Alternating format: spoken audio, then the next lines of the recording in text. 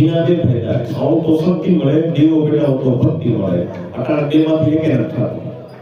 ઘરની લક્ષ્મી ઘરમાં ધૂપ દીવા કરી લે, લક્ષ્મીનો જ અધિકાર છે. જો કે એક જ નો ધૂપ દીવા કે બધા ના કરે. ઘરની લક્ષ્મી ઘરમાં ધૂપ દીવા કરી એટલે બીજા જે મારા જેવા ચાર જણા આવી ભાવે ને એ આમ કરીને પગે લાગે નહીં. ખોટું હતું.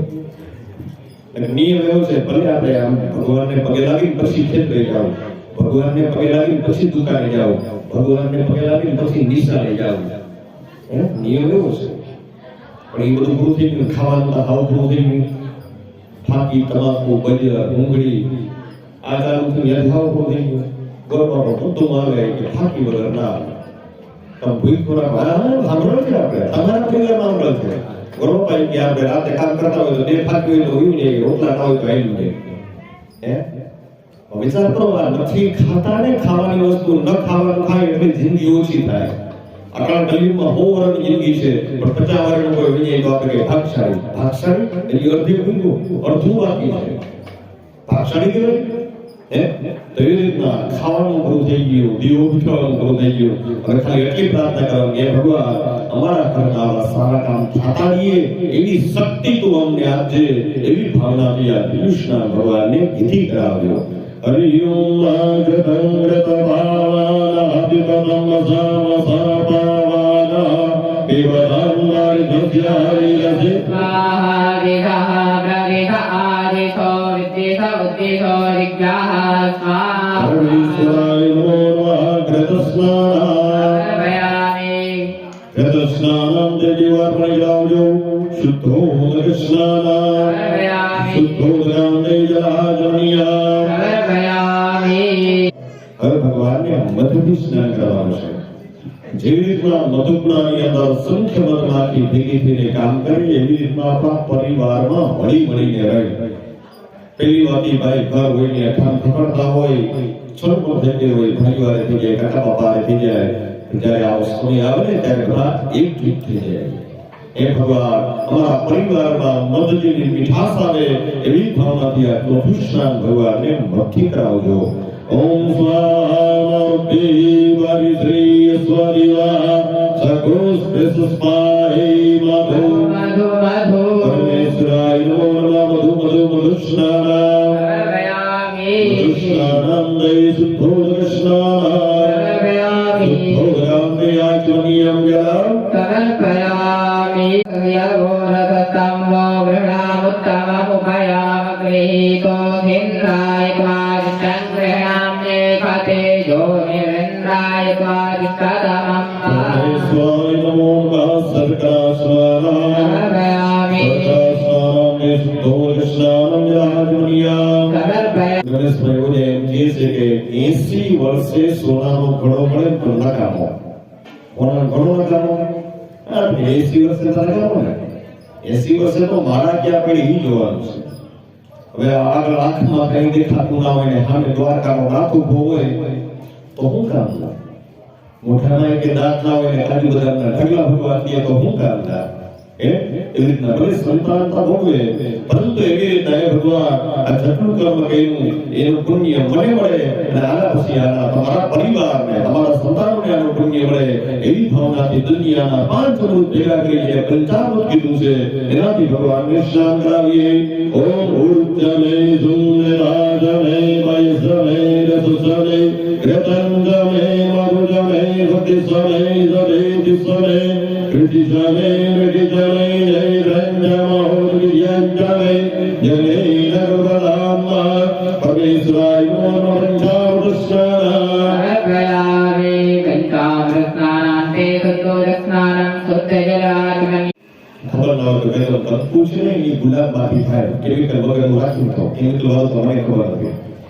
ગુલાબમાંથી તંતુ થાય, ચંદનના ગાળવાથી તો તમને ખબર જ છે. હવે ભગવાનને અત્તર અને પુષ્પના રસોડે સ્નાન કરાવીએ. આ સ્નાનથી શું થાય કે જેવી રીતના સવારે ફૂલ ઉગડે ને ચારે બાજુ સુગંધ ફેલાય, એવી રીતના અમારી કીર્તિ ચારે બાજુ ફેલાય. કીર્તિ બે પ્રકારની હોય.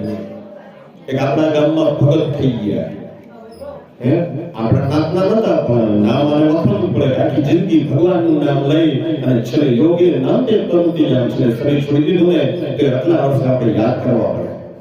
એક ભગત જેવા ભગત થઈ ગયા અને બીજું આપણા ગામમાં ખાટકી ખાટકી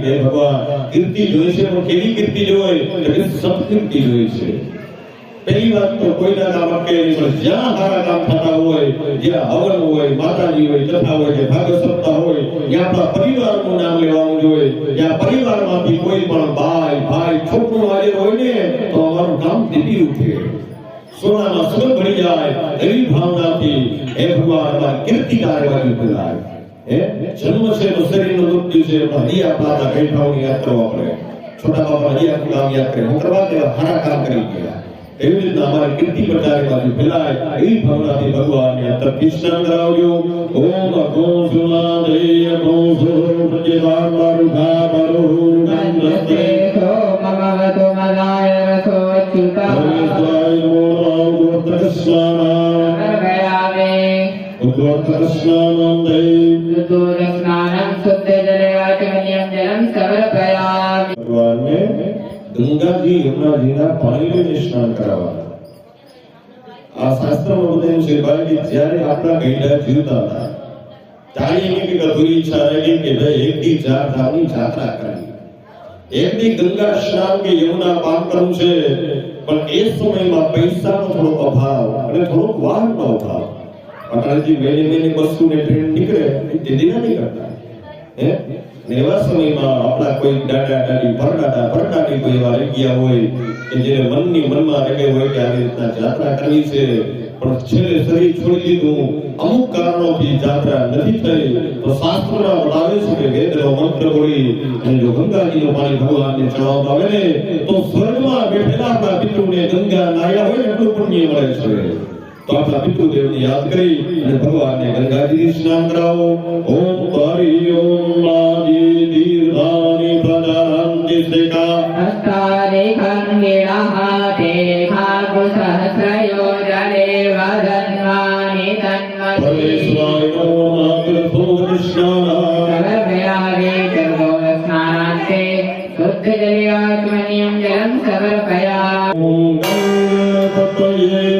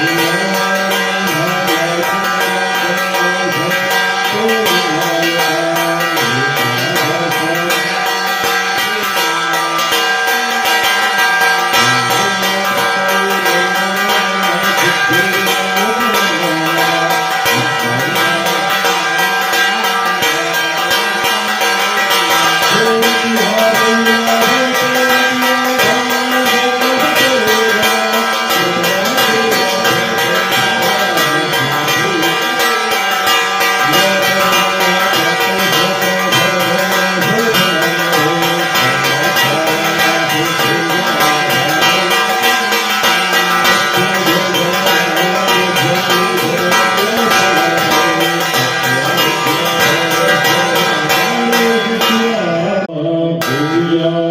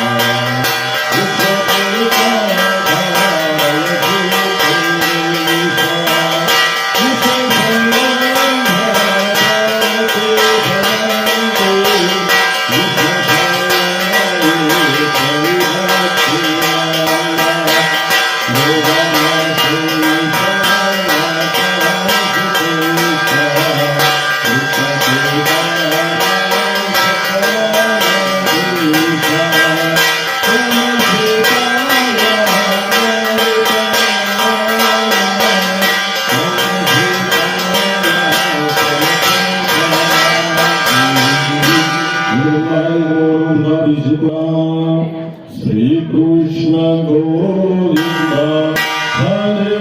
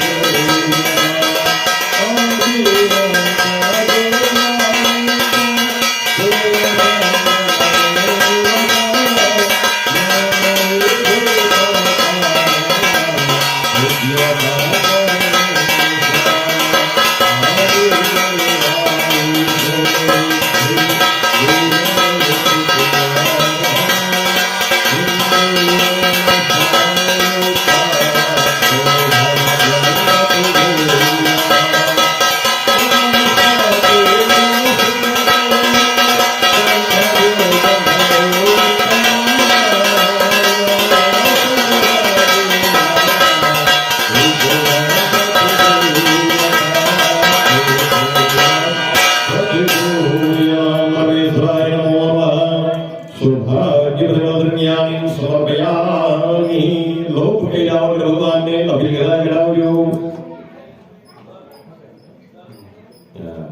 5 વસ્તુ છે એક એક ચુટકી બધા બની ચડાવવાનું છે એક ને બીજી વાર નહીં બરાબર